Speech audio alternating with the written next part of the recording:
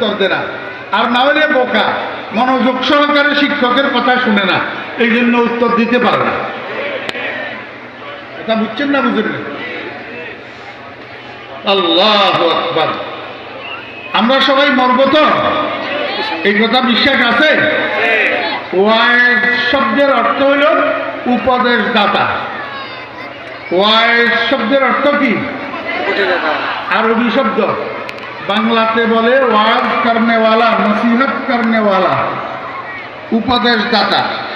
নবীজি বলেন তোমার জন্য একটা বড় উপদেশ দাতা আছে তোমার সামনে, এই উপদেশ দাতাই তোমার জন্য যথেষ্ট, আর কোনো উপদেশ দাতার দরকার নেই। আমি জিজ্ঞেস করলাম ইয়া রাসূলুল্লাহ সেই উপদেশ দাতা কি, কে?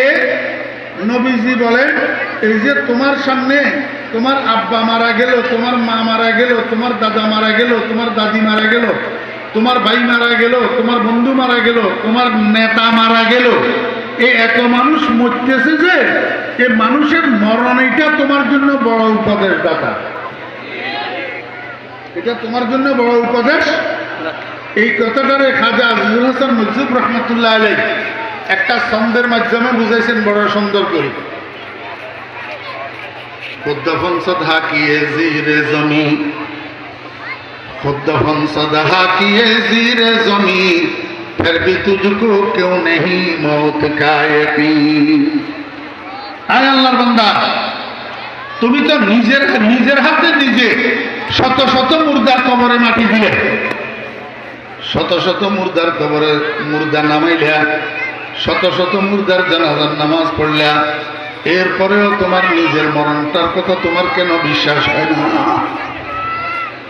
নিজের মরণটার কথা তোমার কেন বিশ্বাস হয় না? তোমার নিজের মরণটার চিন্তা তোমার ভিতরে কেন আসে না? খুদ্দা ফাংসাদা হাকি এজিরে জমি, फिर भी तुझको क्यों नहीं मौत का यकीन।